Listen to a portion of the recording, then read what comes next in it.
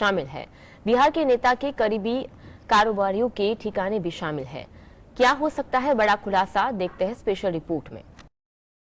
बेनामी property, black money और बेहिसाब आभूषणों की खरीद फरोख्त, इन सबको लेकर आयकर विभाग हमेशा एक्टिव रहता है। देश के 3 शहरों में आईटी की बड़ी कार्रवाई की गई। बिहार के एक बड़े नेता के करीबियों कारोबारियों के ठिकानों पर रेड की कार्रवाई हुई। यूपी के गोरखपुर, बनारस और बिहार में कई शहरों में रेड में आने वाले समय में बड़े खुलासे सामने आ सकते हैं।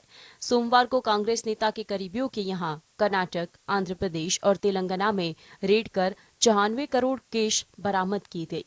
जैसे ही यह खबर सामने आई तो बेहिसाबी नकदी की बरामदगी के बाद कर्नाटक की सत्तारूढ़ कांग्रेस और विपक्षी भाजपा के बीच इस मामले पर वाक युद्ध छिड़ गया।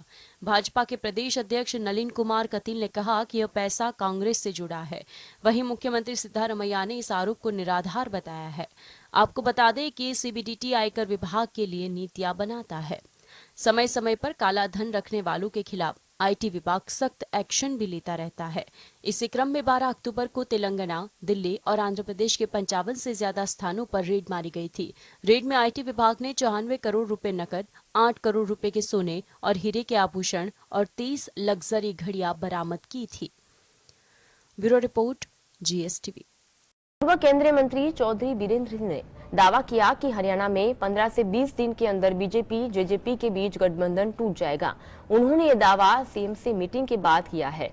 क्या हरियाणा में लोकसभा चुनाव से पहले टूट जाएगा बीजेपी जेजेपी गठबंधन, देखते रिपोर्ट अंदर की बात में। हरियाणा में बीजेपी और जेजेपी का गठबंधन टूटने की चर्चाएं फिर से शुरू हो गई है। पिछले दिनों में भी इस गठबंधन के टूटने को लेकर खूब चर्चाएं हुई थी। इस दौरान उप मुख्यमंत्री दुष्यंत चौटाला और प्रदेश बीजेपी प्रभारी बिप्लब कुमार देब के बीच जुबानी जंग देखने को मिली थी।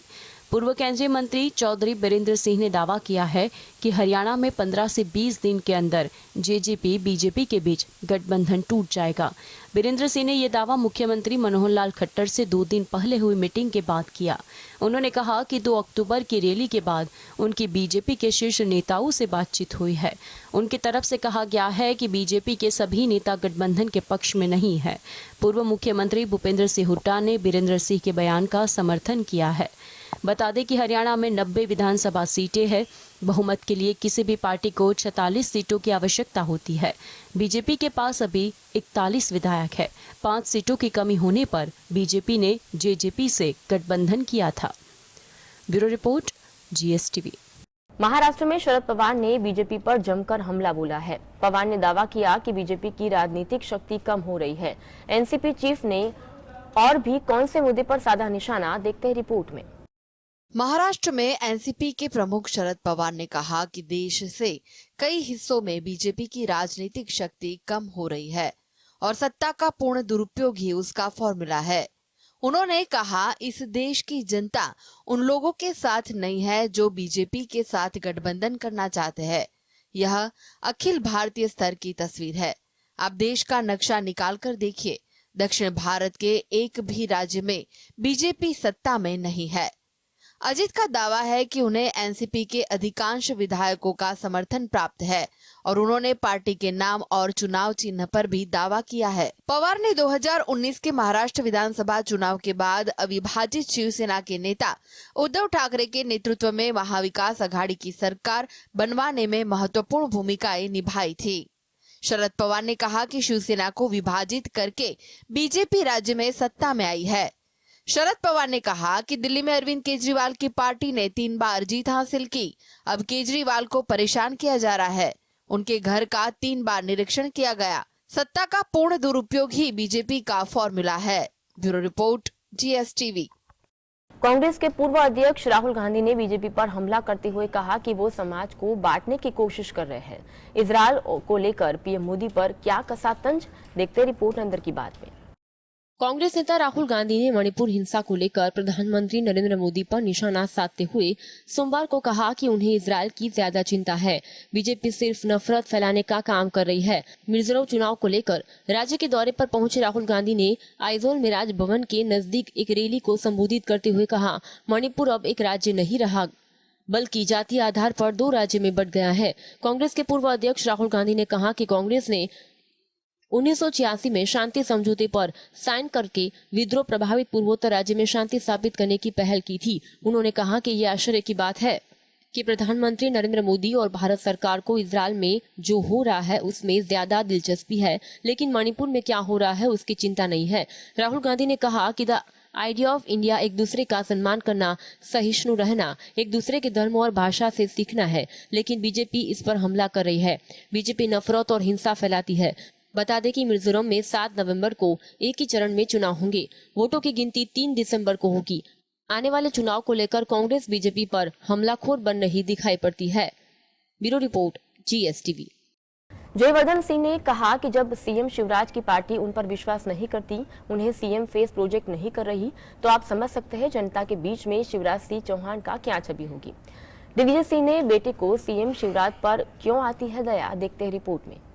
मध्य प्रदेश विधानसभा चुनाव की तारीखों के ऐलान के साथ ही आरोप प्रत्यारोप और जुबानी हमले का दौर तेज हो गया है। इसी बीच पूर्व मुख्यमंत्री दिग्विजय सिंह के बेटे और कांग्रेस विधायक जयवर्धन सिंह ने सीएम शिवराज सिंह चौहान पर निशाने साधते हुए एक बड़ा बयान दिया। जयवर्धन सिंह ने कहा कि उन्हें शिवराज सिंह चौहान पर दया आती है। इसकी वजह बताते हुए जयवर्धन सिंह बोले, मुझे शिवराज सिंह चौहान पर दया आती है जब उन्हीं की पार्टी उन पर विश्वास नहीं कर रही, जब बीजेपी ही उन्हें सीएम फेस प्रोजेक्ट नहीं कर रही है, तो आप समझ सकते हैं कि जनता के बीच में शिवराज सिंह चौहान की क्या छवि होगी।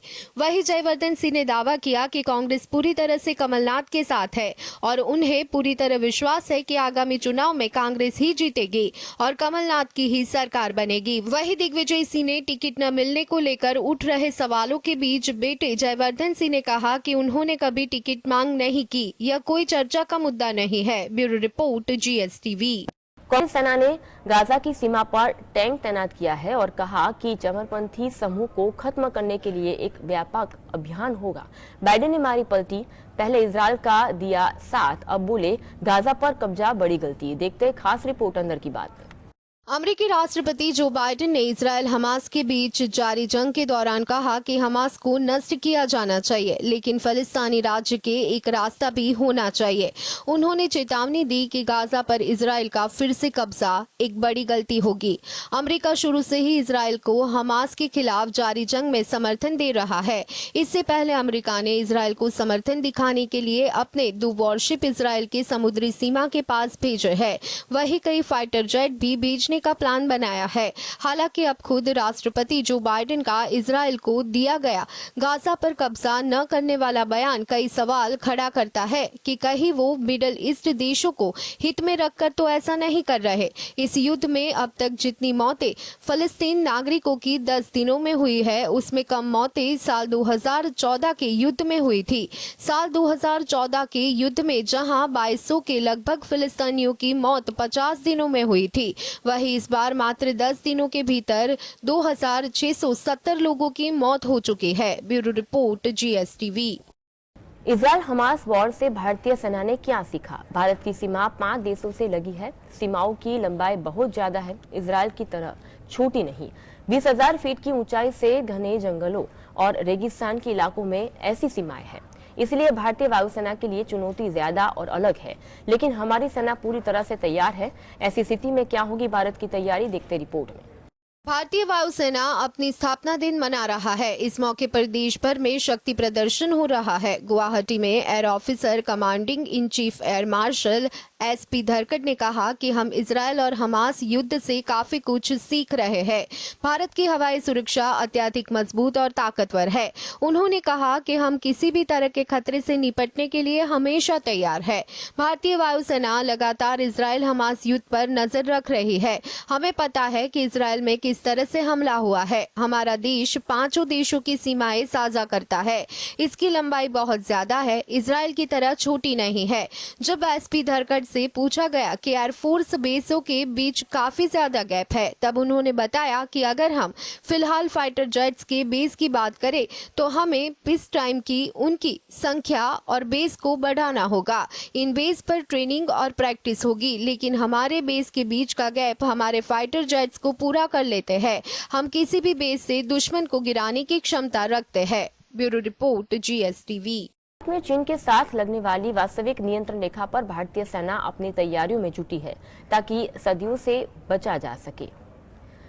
नए शेल्टर, स्पेशल फ्यूल और बैटरी। लद्दाख की खून जमा देने वाली सर्दी से बचने में सेना ने क्या बनाया सुपर प्लान, देखते रिपोर्ट अंदर की बात में। भारतीय सेना इस साल लद्दाख में पड़ने वाली कड़कड़ाती सर्दी में अपने जवानों और हथियार टैंकों को बचाने के लिए जबरदस्त तैयारी कर रही है। जवानों को टेम्परेचर कंट्रोल शेल्टर यानी ऐसे शिविरों में रखा जाएगा जहां तापमान को कंट्रोल किया जा सकता है। साथ ही स्पेशल फ्यूल और बैटरी का भी इस्तेमाल किया जाएगा ताकि टैंक जैसे सेना के वाहनों को दुरुस्त रखा जा सके।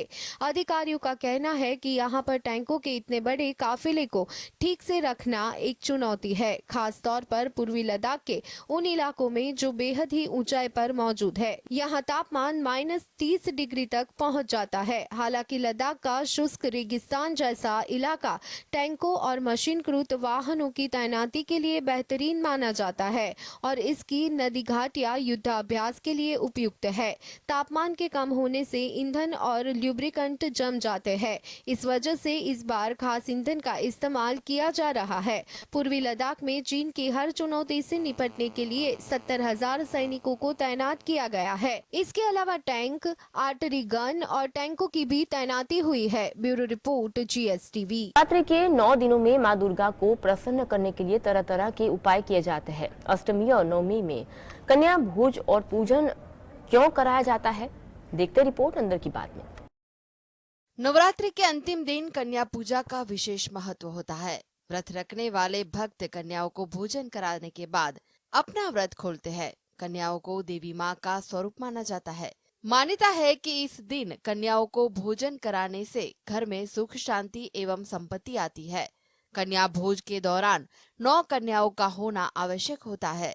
इस बीच यदि कन्याएं 10 वर्ष से कम आयु की हो तो जातक को कभी धन की कमी नहीं होती और उनका जीवन उन्नतशील रहता है। कन्याओं को भोजन करवाने से पहले देवी को नैवेद्य लगाए और भेंट करने वाली चीजें भी पहले देवी को चढ़ाए।